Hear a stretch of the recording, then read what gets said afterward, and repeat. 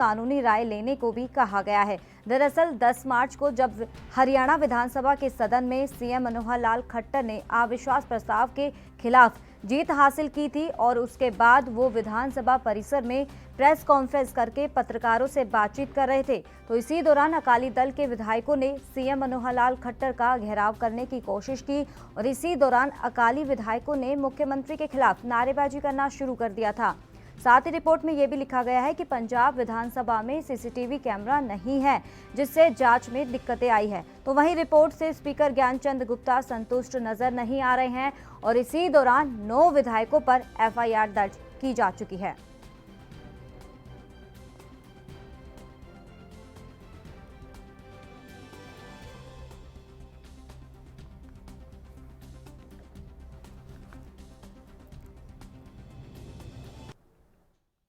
देखिए, ये जो रिपोर्ट आई है इसमें इस बात को तो स्वीकार किया है कि ब्रीच ऑफ सिक्योरिटी और मुख्यमंत्री की तरफ हमला करने का प्रयास ये हुआ है अकाली दल के 9 विधायकों के द्वारा, लेकिन इसकी रोकने का प्रयास किन लोगों ने करना था, कौन लोग इसके लिए जिम्मेवार हैं, क्या कोई ऐसे स्टेप्स उठाए जा सकते थे जिससे ये इंसिडेंट ना होता, क्या कोई सीएम साहब को उनको किसी प्रकार से इन्फॉर्मेशन दी जा सकती थी, कोई मीडिया कॉन्फ्रेंस जो मीडिया अपने कॉन्फ्रेंस है उसका स्पॉट चेंज किया जा सकता था।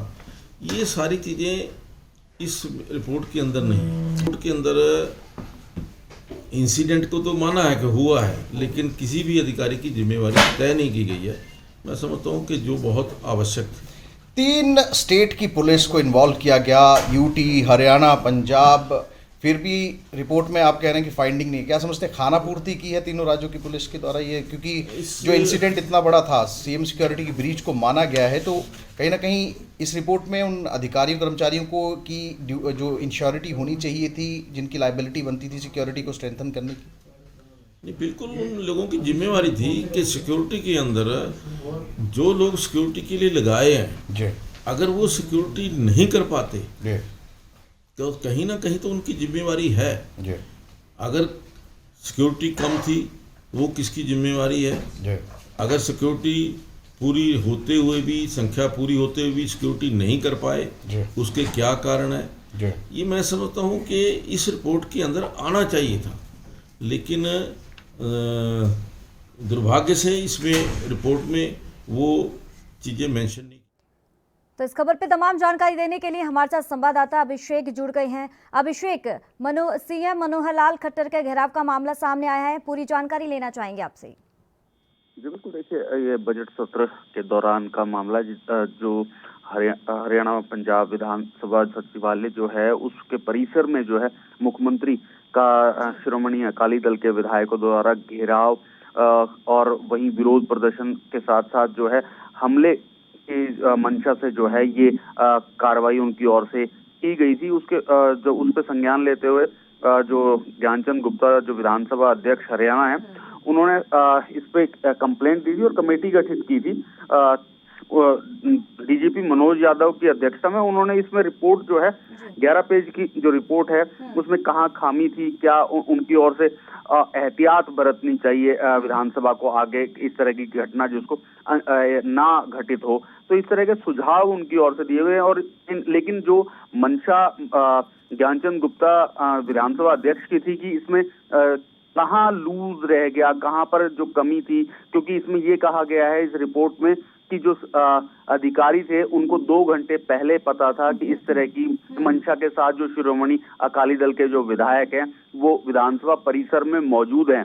लेकिन कहीं ना कहीं ये सिक्योरिटी जो लूज है, इसको कहा जा सकता है कि मुख्यमंत्री का रूबरू हो रहे थे पत्रकारों के साथ और 2 घंटे का उनको पहले ही पता था इस सारी घटना की, इस तरह की मंशा अकाली विधायकों के मन में है इस तरह की घटना को अंजाम देने की। तो लेकिन बावजूद इसके इस पर कोई कार्रवाई अमल में नहीं लाई गई, ना इंटीमेशन किया गया। तो वो ये ज्ञानचंद गुप्ता का साफ तौर पे ये कहना है कि जो ये रिपोर्ट सौंपी गई 11 पन्ने इसमें जरूर हैं, लेकिन इसमें सुझाव हैं कि यहाँ पर सीसीटीवी लगाए जाने चाहिए, इस तरह की व्यवस्था करनी चाहिए ताकि आगे भविष्य में इस तरह की घटना ना हो। लेकिन उसमें ये कहीं नहीं जिक्र किया गया इसमें कौन दोषी है और क्यों ये जो घटना है क्यों ये अंजाम दिया गया या कहाँ किसकी लापरवाही इसमें साफ तौर पे देखी जाती है। हालांकि विधायकों के खिलाफ चंडीगढ़ पुलिस ने एफआईआर दर्ज कर लिया, आगे की जो कानूनी जो कार्रवाई है वो अमल में लाई जाएगी। लेकिन जो ये रिपोर्ट है जो लगभग 2 हफ्ते में तैयार की गई है उसको उन्होंने साफ तौर से उसको रिजेक्ट कर दिया और उन्होंने ये साफ कहा है कि इससे वो संतुष्ट नहीं है। एक बार फिर जो है वो ये रिपोर्ट के लिए डीजीपी को लिखेंगे कि जो इसमें कौन दोषी है और कहां पर जो लूज रहा पॉइंट रहे उसको इसमें उजागर करें और क्यों 2 घंटे पहले पता होने के बावजूद जो तमाम अधिकारी या कर्मचारी वहां पर मौजूद थे सिक्योरिटी में, चाहे वो सीआईडी के थे, चाहे हरियाणा पुलिस के थे या चंडीगढ़ पुलिस के थे, जो जिनकी खामियां यहाँ रही उनका भी जो है इसमें नाम स्पष्ट रूप से सामने आना चाहिए और उन पर कार्रवाई होनी चाहिए। जी तो अभिषेक, इसी दौरान जिस तरीके से बताया जा रहा है सीएम खट्टर का पूरी तरीके से घेराव किया था अकाली दल के विधायकों ने, तो कितने विधायक इसमें शामिल हैं और कितने विधायकों के खिलाफ एफआईआर दर्ज की जा चुकी है? जी देखिए, जिस तरह की बात सामने आई है, जो ज्ञानचंद गुप्ता हैं स्पीकर हरियाणा, उन्होंने साफ तौर पे कहा कि 9 विधायक थे अकाली जो कि विक्रमजीत सिंह मजीठिया की अगुवाई में उस समय मौजूद थे। उन्होंने विरोध प्रदर्शन के दौरान जो है काले झंडे दिखाए और जो हमला करने की मंशा से जो है वो आगे बढ़े। मुख्यमंत्री उस समय जो है ऑफिशियली प्रेस कॉन्फ्रेंस कर रहे थे और हरियाणा विधानसभा परिसर में मुख्यमंत्री मौजूद थे और इन्होंने आके एकदम से जो है हमले की कार्रवाई को अंजाम देने की नीयत से जो है ये विरोध प्रदर्शन किया। उसके बाद जो है विधानसभा हरियाणा की ओर से चंडीगढ़ पुलिस को शिकायत दी गई और उनके 9 विधायकों के खिलाफ जो है एफआईआर दर्ज की गई। 10 मार्च की जो है ये घटना बताई गई है और 12 मार्च को जो है ज्ञानचंद गुप्ता जो स्पीकर हरियाणा है उनकी ओर से जो है कमेटी गठित की गई थी इस सारे प्रकरण की जांच के लिए और उस जो जांच रिपोर्ट है वो कल सौंपी गई है, बीते कल, लेकिन उसमें कहीं ना कहीं जो है ज्ञानचंद गुप्ता स्पीकर जो हरियाणा है वो इस रिपोर्ट से कतई भी जो है संतुष्ट नहीं दिखे। अभिषेक, जिस तरीके से बताया जा रहा है रिपोर्ट सौंपी गई है, इसमें कई चीजें लिखी गई है, लेकिन इसमें एक खुलासा सामने ये भी आया, रिपोर्ट में ये लिखा गया है साफ तौर पर कि पंजाब विधानसभा में सीसीटीवी कैमरे नहीं है और इसी दौरान ये जांच में काफी दिक्कतें आ रही हैं। बिल्कुल, देखिए ये स्पीकर ज्ञानचंद गुप्ता ने साफ तौर पे कहा कि इसके अंदर जो दोषी या लापरवाह जो लोग थे उनके बारे में और ये घटना क्यों घटित हुई और 2 घंटे पहले पता होने के बाद भी क्यों नहीं इंटीमेशन दी गई मुख्यमंत्री को या उनके स्टाफ को या विधानसभा स्टाफ को क्यों नहीं दी गई इन पुलिस अधिकारी कर्मचारियों के द्वारा, ये सबसे बड़ा जो है लूज पॉइंट जो है रहता है। और वहीं उन्होंने ये जरूर इस रिपोर्ट में बताया है कि इस तरह की व्यवस्थाएं होनी चाहिए। सीसीटीवी इस दौरान कहीं ना कहीं बड़ी लापरवाही देखने को मिल रही है। एक तरफ ये बताया जा रहा है सीआईडी को पहले इसकी इंफॉर्मेशन थी, लेकिन इसी दौरान कोई भी ये इस तरीके से जांच नहीं की जा रही थी। तो दूसरी तरफ एक बड़ा इंसिडेंट तो ये है कि वहां पर हरियाणा के मुख्यमंत्री मनोहर लाल खट्टर का घेराव किया गया है। चलिए, बहुत बहुत शुक्रिया अभिषेक तशरीफ तमाम जानकारी देने के लिए। तो वक्त हो चला एक छोटे से ब्रेक का।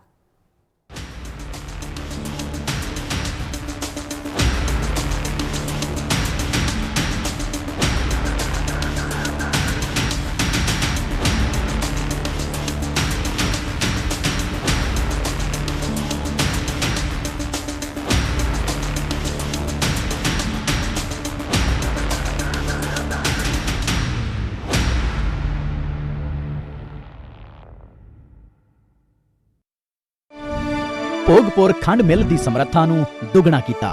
ਬਟਾਲਾ ਅਤੇ ਗੁਰਦਾਸਪੁਰ ਖੰਡ ਮਿੱਲਾਂ ਦੀ ਸਮਰੱਥਾ ਵਿੱਚ ਵਾਧਾ ਕੀਤਾ ਜਾ ਰਿਹਾ ਹੈ। ਗੰਨੇ ਦੀ ਅਦਾਇਗੀ ਸਮੇਂ ਸਿਰ ਕੀਤੀ ਜਾ ਰਹੀ ਹੈ। 4 ਵਰ੍ਹਿਆਂ ਤੋਂ ਕਿਸਾਨਾਂ ਦੀ ਹਿਤੈਸ਼ੀ ਪੰਜਾਬ ਸਰਕਾਰ।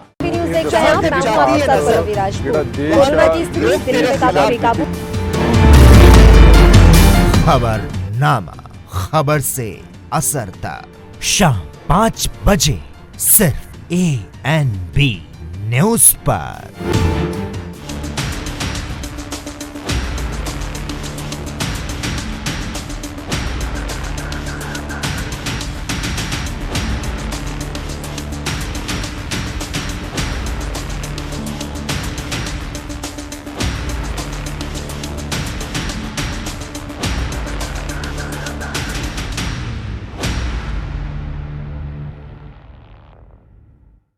ब्रेक के बाद आपका एक बार फिर से स्वागत है। रुक कर लेते हैं अगली खबर का। अगली खबर दिल्ली से है। जी हां, आपको बता दें कि देश भर में कोरोना के केसेस फिर से बढ़ने शुरू हो गए हैं। और बात अब दिल्ली की करें तो दिल्ली की भी हालात इससे भी अधिक अलग नहीं है। और पिछले 24 घंटों में राजधानी में 1200 से अधिक केसेस सामने आ चुके हैं। स्थिति को देखते हुए सख्ती बढ़ा दी गई है और इसी के तहत दिल्ली के सड़कें पर भी सिविल डिफेंस वॉलंटियर्स भी तैनात कर दिए गए हैं। और इसी दौरान त्योहारों को देखते हुए लोगों से सोशल डिस्टेंसिंग बनाए रखने के और साथ ही मास्क पहनने की अपील भी की जा रही है।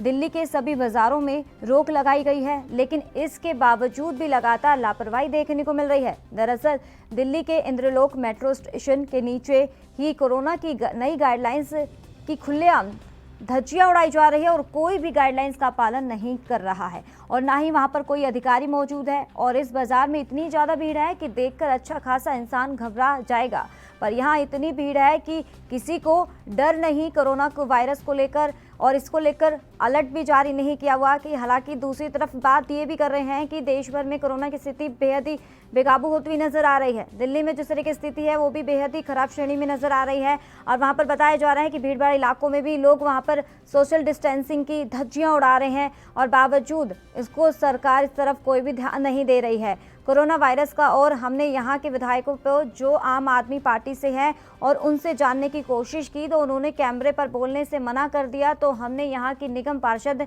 जो कांग्रेस से हैं उन्होंने बताया कि ये गलत हो रहा है और बाजार पुलिस और साथ ही एमसीडी की मिलीभगत से चल रहा है। और आपको बता दें कि दिल्ली सरकार ने होली के चलते बाजारों में सख्ती से कोरोना गाइडलाइंस को फॉलो करने का काम पुलिस का है और एमसीडी का है। ये इसी दौरान कांग्रेस नगर पार्षद ने बताया है। और अगर इन बाजार में एक व्यक्ति को भी कोरोना हो तो सोचिए कितनों को ये वायरस अपनी गिरफ्त में ले लेगा।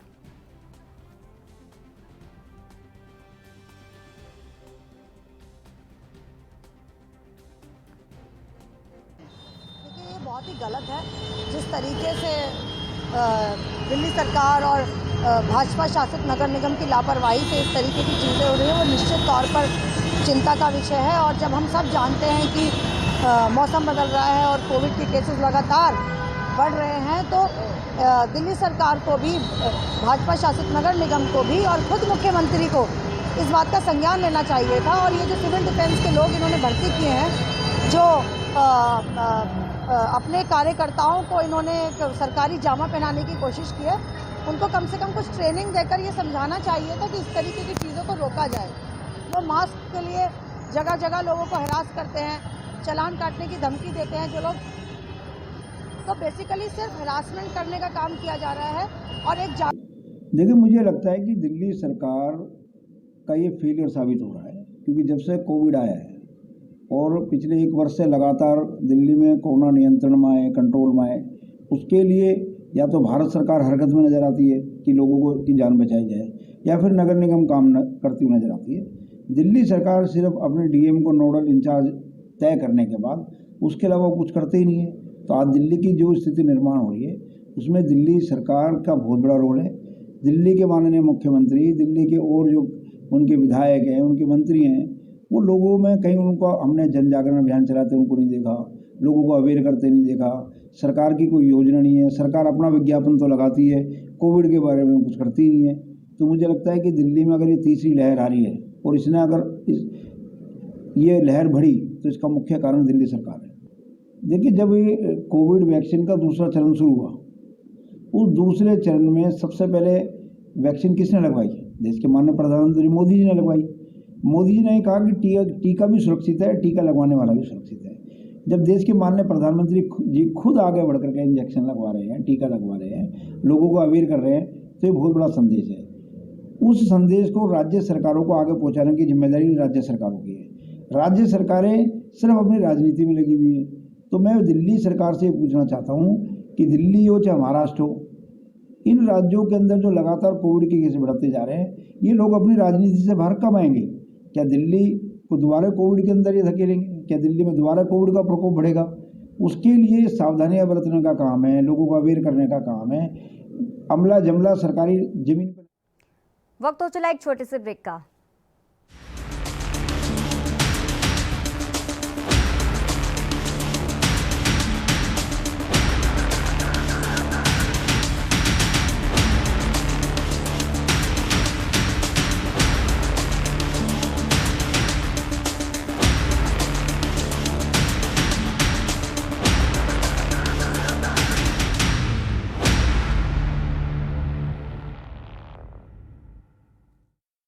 11,197 ਸਕੂਲਾਂ ਨੂੰ ਸਮਾਰਟ ਸਕੂਲ ਬਣਾਇਆ। ਵਿਦਿਆਰਥੀਆਂ ਨੂੰ ਮੁਫਤ ਵਰਦੀ, ਕਿਤਾਬਾਂ ਤੇ ਮੁਫਤ ਸਿੱਖਿਆ ਦਿੱਤੀ ਜਾ ਰਹੀ ਹੈ। 4 ਵਰਿਆਂ ਤੋਂ ਸਰਕਾਰੀ ਸਕੂਲਾਂ 'ਚ ਸਮਾਰਟ ਸਿੱਖਿਆ ਮੁਹੱਈਆ ਕਰਵਾ ਰਹੀ ਪੰਜਾਬ ਸਰਕਾਰ।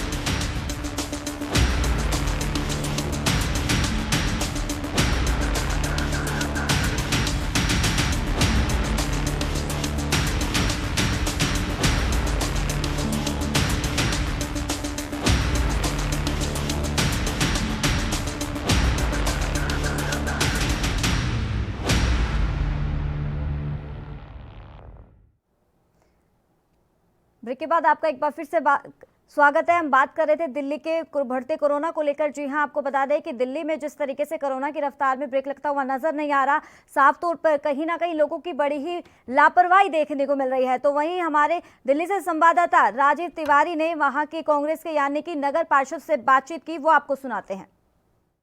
दिल्ली सरकार ने एक गाइडलाइन निकाली है। गाइडलाइन के अंदर कहा गया है होली और बारोफात और नवरात्रे इनको कैंसिल कर दिया गया है। मगर जिस तरीके से बात करें, लगातार सोशल डिस्टेंसिंग की यहाँ पर धज्जियां उड़ती हुई नजर आ रही है। हम दिखाने की कोशिश करेंगे। हम खड़े हैं इस टाइम मेट्रो फ्लाईओवर के नीचे, यानी कि इंदर लोक मेट्रो फ्लाईओवर के नीचे। यहाँ पर एक लगातार बाजार लगता है और भीड़ देखिए किस तरीके की लगी हुई है। जिस तरीके से लगातार कहीं ना कहीं यही देखने को मिल रहा है कि सोशल डिस्टेंसिंग, यहाँ तक कि लोगों ने मास्क तक नहीं लगाए। और जिस तरीके से भीड़ है उससे साफ जाहिर है कहीं ना कहीं दिक्कतें जरूर है। मगर जिस तरीके से अधिकारियों को बोला गया है, चाहे वो डीसीपी साहब हो या एसडीएम साहब हो, लगातार सबको यही कहा गया है कि गाइडलाइन का फॉलो करवाना है। मगर जिस तरीके से यहाँ पर धज्जियां उड़ाई जा रही है सोशल डिस्टेंसिंग, उससे साफ जाहिर है कहीं ना कहीं सोशल डिस्टेंसिंग या फिर कहे पालन नहीं किया जा रहा है। हमारे साथ एक निगम पार्षद भी है यहाँ की, उनसे भी जानने की कोशिश करते हैं कि यहाँ पर जो बाजार लगा हुआ है ये कारण क्या है और इसको जो सरकार ने गाइडलाइन दी है, गाइडलाइन का फॉलो क्यों नहीं कराया जा रहा है। मैडम आप एक तो ये बताइए, आपको यहाँ पे गाइडलाइन का फॉलो क्यों नहीं कराया जा रहा है। देखिए, गाइडलाइन फॉलो कराने का काम प्रशासन का है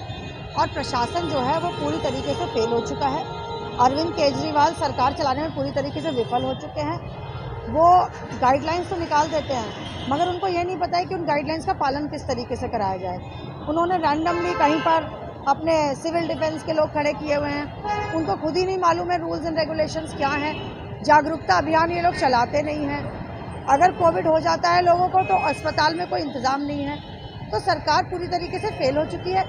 इनके एमएलएस को एरिया से कोई मतलब नहीं है, कोई एमएलए एरिया का संज्ञान नहीं लेता है और सरकार जो है पूरी तरीके से अपने मुद्दे से भटक चुकी है।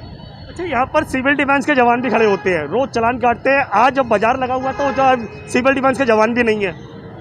देखिए, केजरीवाल साहब ने सिविल डिफेंस के जवान जो हैं या जो भी उनके वॉलंटियर्स हैं उनके बेस में अपने कार्यकर्ताओं को लाभ पहुँचाने का काम किया है। तो उनका अपनी ड्यूटी में कोई खास इंटरेस्ट नहीं है।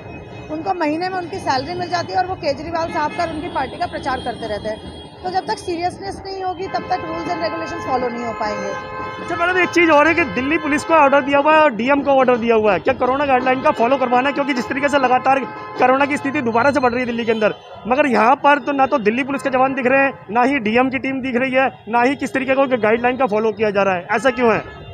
देखिए, जब सरकार सीरियस नहीं होगी तो प्रशासन सीरियस नहीं होगा। मोदी जी को कोई मतलब नहीं है दिल्ली से। केजरीवाल साहब मोदी जी के नक्शे कदम पर चल रहे हैं। तो जब इस तरीके की सरकारें होंगी, जब चुने हुए जो नुमाइंदे हैं, जो संवैधानिक पद पर बैठे हुए लोग हैं, उनको चिंता नहीं होगी तो प्रशासन को भी नेचुरल सी बात है कि चिंता नहीं होगी। तो आप तो यहाँ के निगम पार्षद है और निगम पार्षद होने के साथ साथ ये जिस तरीके से सोशल डिस्टेंसिंग या बाजार इस तरीके से चल रहा है, बाजारों की परमिशन भी कैंसिल कर दी गई है, मगर फिर भी यहाँ पर बाजार किस तरीके से चल रही है? देखिए, बाजारों की परमिशन कैंसिल कर दी गई है तो निश्चित तौर पर वो एमसीडी या फिर पुलिस कर्मियों की मिलीभगत से यहाँ पे लगाए गए हैं। तो एसडीएम साहब को इस पर संज्ञान लेकर तुरंत प्रभाव से उस पर कार्रवाई करनी चाहिए। क्यों नहीं कार्रवाई हो रही है? बेसिकली कोई ज़मीन पर काम करना नहीं चाहता है, सब लोग अपनी जिम्मेदारी से भागना चाहते हैं और यहाँ पर सिर्फ नूरा कुश्ती हो रही है और सिर्फ चीटाकशी की जा रही है, भाजपा द्वारा भी और आम आदमी पार्टी द्वारा अच्छा, भी। ये बात करें भैया, आपने कहा भाजपा द्वारा भी और निगम पार्षद के द्वारा भी, यानी कि ये आम आदमी पार्टी के द्वारा भी, मगर जिस तरीके का ये बाजार चल रहा है और इसके अंदर जो सोशल डिस्टेंसिंग है, बाजारों को कैंसिल होना चाहिए था, वो फॉलो नहीं हुआ। मगर बात करें जिस तरीके से आप लोगों ने कोई कोशिश नहीं करी इसको कैंसिल कराने के लिए, जिस तरह की गाइडलाइन है। देखिए, हमारी कोशिश हमेशा ये रहती है कि क्षेत्र में जो भी कोविड गाइडलाइंस है उनको पूरी सख्ती से पालन किया जाए, मगर अफसोस है कि हम लोग निगम में तीसरी पार्टी हैं और दिल्ली में भी हमारी कोई रिप्रेजेंटेशन नहीं है, तो सुनवाई जो है छोटे लोगों की यहाँ पर नहीं होती है, यहाँ पर सिर्फ बड़े इन्फ्लुएंशियल लोगों की सुनवाई होती है। नगर निगम में मेयर जो है भाजपा के हैं, जो कि यहाँ से विधायक का चुनाव भी लड़ते हैं, उनको कोई फर्क नहीं पड़ता कि अगर भीड़ होती है हो, लोगों को कोविड होता हो, किसी को कोई फर्क नहीं पड़ता। हाँ, जब चुनाव होगा तो सबको फर्क पड़ेगा, सब लोग जनता के बीच में आएंगे, लेकिन जब तक चुनाव नहीं है तब तक जनता से किसी को कोई लेना देना नहीं है। तो देखा आपने जिस तरीके से कहा कि जब चुनाव होते हैं तो कहीं ना कहीं हर बार यही कहा जाता है और पब्लिक के बीच में आ जाता है चुनावी वादों को लेकर, हम ये कराएंगे, हम वो कराएंगे, मगर जिस तरीके से हम दिखाने की कोशिश करते हैं कि किस तरीके से यहाँ पर चल रहा है, देखिए बाजार किस तरीके से लगा हुआ, और यहाँ पर देखिए यहाँ तक कि लोगों ने मास्क तक नहीं लगाया। अगर मास्क नहीं लगाए जाएंगे तो किस तरीके की दिक्कतें होंगी, ये सबके सामने है। मगर बात करें जिस तरीके से लगातार सोशल डिस्टेंसिंग की धज्जियाँ उड़ रही हैं, उससे साफ जाहिर है कहीं ना कहीं दिक्कतें जरूर है, मगर लगातार जिस तरीके से बाजार लगा हुआ है उससे साफ जाहिर है आने वाले समय के अंदर दिल्ली के अंदर भी कोरोना की पेशेंटों की गिनती जो है वो कहीं ना कहीं रफ्तार पकड़ती नजर आएगी। कैमरा पर्सन इरफान खान के साथ राजीव कुमार तिवारी। तो इस खबर पर तमाम जानकारी देने के लिए दिल्ली से हमारे संवाददाता राजीव तिवारी जुड़ गए हैं। राजीव, दिल्ली की स्थिति क्या है, फिलहाल अपडेट लेना चाहेंगे आप आपसे। देखिए, बिल्कुल सही, जिस तरीके से बात करें दिल्ली की स्थिति, बिल्कुल देश में तो लगातार कोरोना की स्थिति बढ़ रही है, मगर दिल्ली के अंदर भी 24 घंटे के अंदर 1200 से ज्यादा आंकड़े आ चुके हैं और कहीं ना कहीं चौंकाने वाली स्थिति यही नजर आ रही है, क्योंकि जिस तरीके से केंद्र सरकार ने जो है वो राज्य सरकारों को ऑर्डर दे दिया कि आपने सख्ती से पालन कराना है। राज्य सरकारों ने अधिकारियों को ऑर्डर दे दिया कि आपने अधिकारी बाजारों के अंदर सोशल डिस्टेंसिंग रखवाना है, मास्क का यूज करवाना है, जो लोग मास्क नहीं कर रहे उनके ऊपर जुर्माना करना है। मगर होली के मद्देनजर रखते हुए होली का जो फेस्टिवल है वो भी कहीं ना कहीं रोक दिया गया है, बाजारों के अंदर भीड़ नहीं होनी चाहिए। यहाँ तक कि नवरात्रों के लिए भी कहीं ना कहीं दिल्ली सरकार ने कड़ाई से पालन करने के लिए अधिकारियों को बोल दिया गया है। मगर बात करें यहाँ पर बाजारों के अंदर गाइडलाइन निकलने के बावजूद भी कोई सोशल डिस्टेंसिंग नहीं है, कोई मास्क नहीं है। यहाँ तक कि जो जनता है वो लगातार कहीं ना कहीं भीड़ के साथ साथ एक हुजूम के तौर पर निकलती है और कहीं ना कहीं बाजारों के अंदर इस तरीके की फैल जाती है। अगर किसी एक व्यक्ति को भी वायरस हो तो सोचिए हजारों व्यक्तियों को एक साथ वायरस हो जाएगा। मगर जिस तरीके से बात करें अधिकारियों की, तो इस जो इंदर लोक इलाके के अंदर जो मेट्रो स्टेशन के नीचे बाजार चल रहा था, साप्ताहिक बाजार लगता है, और इस बाजार की कोई परमिशन भी नहीं है, क्योंकि यहाँ के खुद निगम पार्षद है प्रीति सिंह जी, उन्होंने खुद को बताया कि यहाँ पर परमिशन नहीं है, और बस कुछ ही जगहों पर परमिशन दी गई है। मगर जिस तरीके से इलीगल तरीके से ये बाजार चल रहा था, और दूसरा यहाँ पर सोशल डिस्टेंसिंग जमकर धज्जियां उड़ाई जा रही थी। यहाँ तक ना तो दिल्ली पुलिस के जवान थे यहाँ पर, ना ही सिविल डिफेंस के जवान थे। सिविल डिफेंस के जवान रोज खड़े होते हैं यहाँ पर, रोज लोगों को चालान काटते हैं, मगर जब जिस दिन बाजार लगता है उस दिन सिविल डिफेंस के जवान भी गायब हो जाते हैं। प्रशासन की, तो प्रशासन का क्या कुछ कहना है कि इस भीड़ को रोकने में वो असमर्थ क्यों है?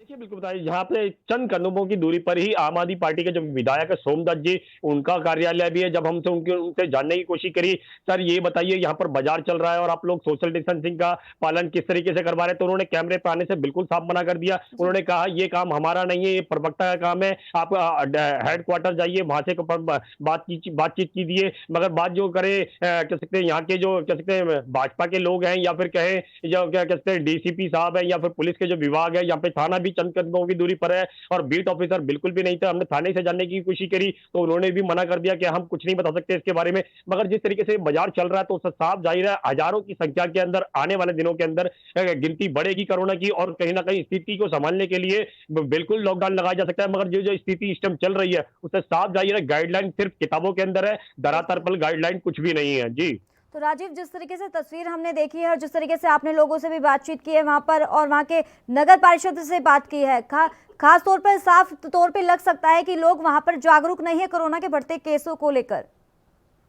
देखिए बिल्कुल सही कहा आपने। यहाँ पर हमने जो निगम पार्षद से बात की थी, उन्होंने भी साफ कहा कि चुनावी समय के अंदर सभी पार्टियां उतरती हैं, जनता के बीच आती है, मगर यहाँ पर जो चीज बाजार चल रहा था उसके बीच में कोई भी अधिकारी नहीं है। यहाँ पर दोनों तरफ लापरवाही है, अधिकारियों की तरफ से भी और जनता की तरफ से भी, क्योंकि जिस तरीके से भीड़ उमड़ी हुई थी उसको कंट्रोल करने के लिए अधिकारियों का होना बहुत जरूरी है। और कहीं ना कहीं दिल्ली पुलिस की बात करें तो दिल्ली पुलिस के जवान भी होने चाहिए थे, मगर यहाँ पर सिर्फ आग बंद करी हुई है अधिकारियों की तरफ से भी और जनता की तरफ से भी। और लगातार जिस तरीके की स्थिति देखने को मिल रही थी उससे साफ जाहिर है आने वाले के दिनों के अंदर होली से पहले ही पहले लगभग 2000 का आंकड़ा दिल्ली के अंदर पार हो जाएगा। जी चलिए, बहुत बहुत शुक्रिया राजीव तिवारी तमाम जानकारी देने के लिए। तो राजधानी लाइव के इस खास बुलेटिन में फिलहाल इतना ही, दीजिए इजाजत, नमस्कार।